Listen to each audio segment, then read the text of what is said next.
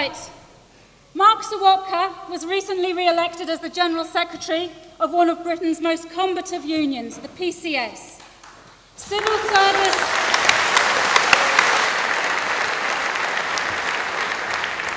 Workers in the civil service are at one of the sharpest ends of the government's austerity measures. But Mark and the Socialist leadership in the PCS mean that union forms one of the sharpest points of resistance to the Tories and the fight for an alternative to cuts, crisis and capitalism. So please give a warm welcome to Mark Serwotka.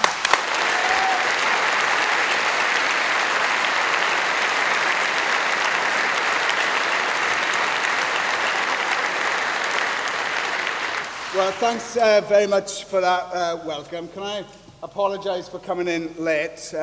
One of the consequences of having this machine and a mechanical heart now is that I can't actually take the underground anymore, so I've had a devilish journey getting here. But can I say, first of all, what a fantastic turnout there is on such an awful night. What a fantastic turnout, and I'm sure you're going to have a fantastic weekend. And before I start, because what I want to really talk about is the challenge facing the unions at the moment, but also the political opportunities, therefore, that are thrown up from the battle against austerity. But I do want to just say one thing about two comrades who have passed away in recent months. Firstly, I would like to pay tribute, because whenever I've spoken here before, it was always alongside Bob Crow. Bob Crow was one of the, if not the finest trade union leader of his generation, will forever be missed, and I hope that the discussions you have will follow on in the spirit of what Bob represented, which is to fight back and to stand up for working people.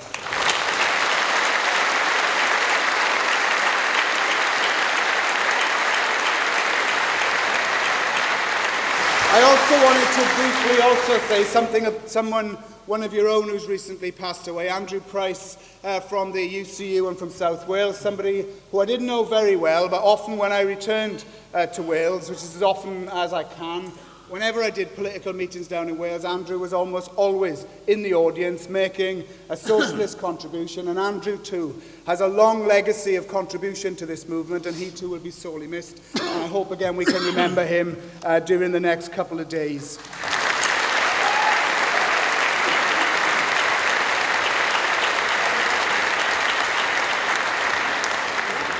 Last weekend, I was one of the speakers in the closing plenary of the CLASS conference.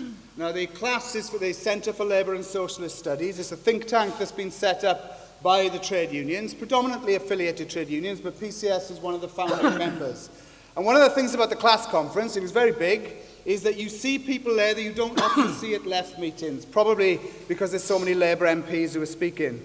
Now, one of the things that struck me about that conference is Lisa Nandy, who was in the final plenary along with me, actually said, and I quote, "We are months away from the most important election of my lifetime."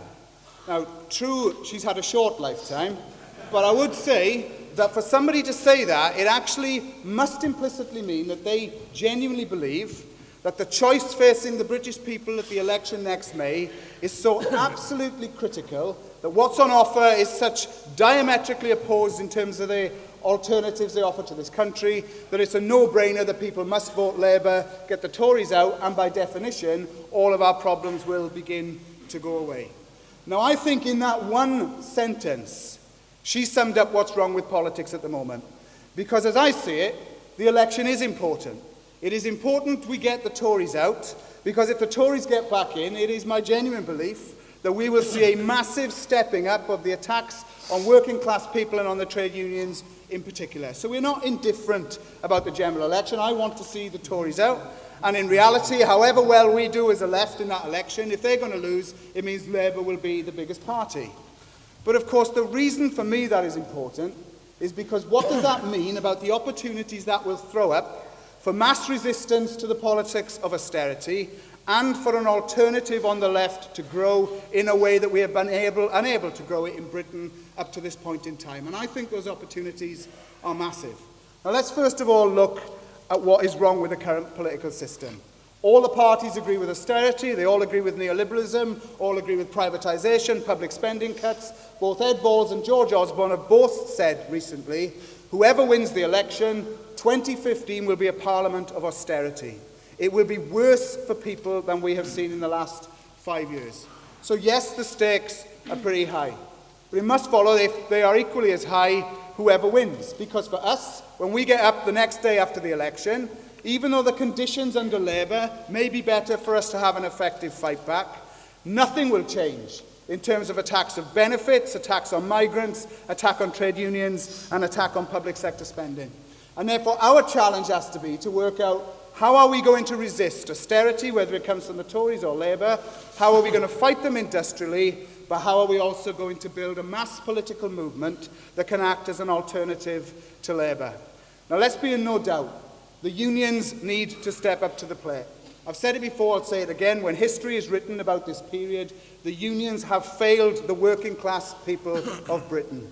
It is incredible that we have had attacks on pensions, on pay, on benefits, on migration. All of the things we hold dear have been attacked in the most brutal way. And all we have seen, apart from isolated pockets of resistance, some brilliant strikes in individual unions, is really one mass day of strike action over pensions in 2011, coordinated action in July in 2010, and recently a further smaller but still coordinated strike. That is pathetic if you think about the scale of the attack. Now, PCS has supported every one of those strikes. We have had more strikes in terms of national action than any other union in the UK.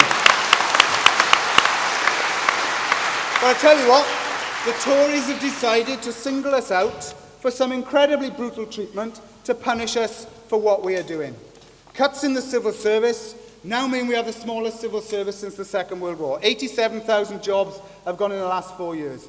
Our members' job security has been decimated. Our members' pensions have been decimated. Some of our members have not had a real terms pay increase for 8 years. That is brutal enough.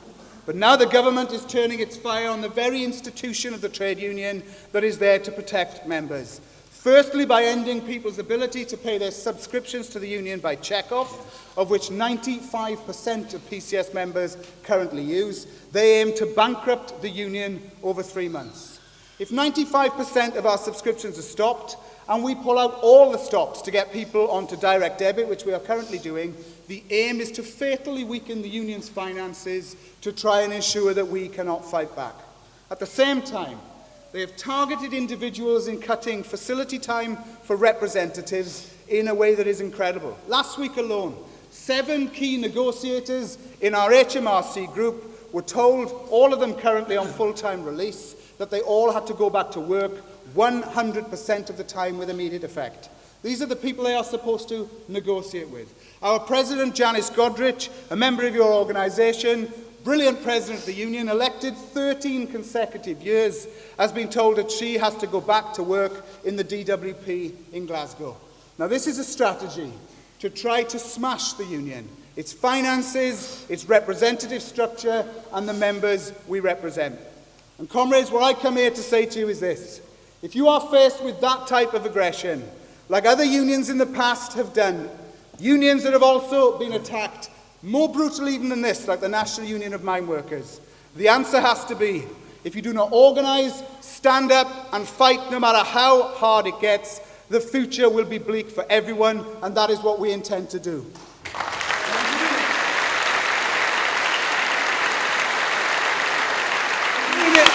In doing it, let me say this. We will fight.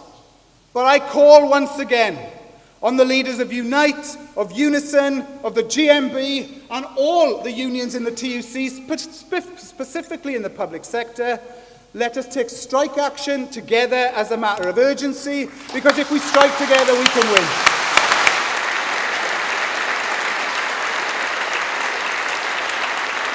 Comrades, that's the challenge facing the unions. After the election, it is likely to get even harder for us. I have no doubt if the Tories get in, it will be made illegal to strike in the public sector if they introduce thresholds for ballots and ban strikes in essential public services. If Labour get in, I don't think they will do that. But they will still carry on with Osborne's spending plans. They will still be cutting back on welfare. They will still be attacking people. So what do we need? What this country needs, in the same way we've seen in Spain and Greece and Germany and France, is a mass movement against austerity, a movement rooted in socialist politics that can not only fight against austerity now, whether it's in the local community against the closure of local services or nationally against pay restraint and mass redundancies. We need to see that movement built, and we haven't got it at the moment. And that should be a movement based on some clear principles. It should be a movement based on this, that we should bring back into public ownership the national rail network, the utilities, water, and all of those essential public services. I'll tell you what else it should be. What else it should be is to nationalise the banks.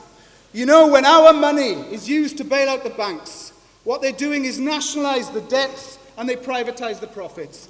Lloyds Bank, 40,000 redundancies, and yet they've made £1.6 billion worth of profits in the first 9 months. If they're going to behave irresponsibly, I say, let us run the banks and bring them under public control.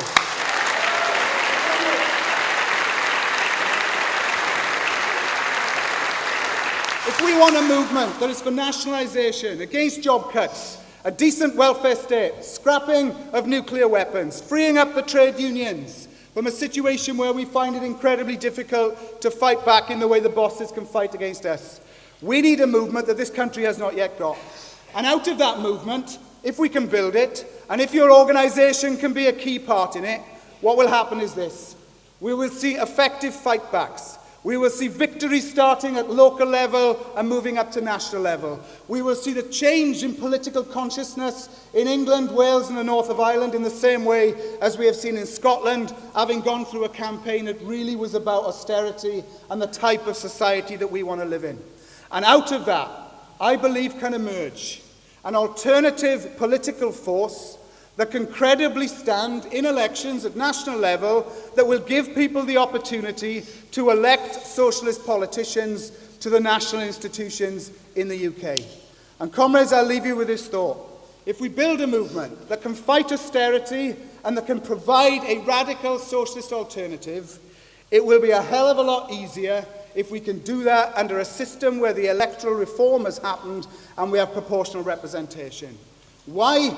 Not because I'm an anorak who looks at different electoral systems and I've got a fetish about it, but because if you look at all the countries across Europe, including in Ireland and in Greece and in France and in Germany, the left has been able to poll millions of votes, where those votes have been allowed to count in a fairer electoral system. So I think the time has come for us not just to fight austerity, not just to fight for a political alternative, but to also make the arguments to democratise our politics.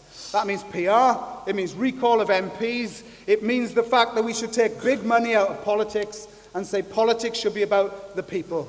If we unite and do that, we could be in the most exciting period in politics that this country has seen for generations. But if we fail the task, we will see more defeats. We will still see the choice being between Tory and Labour.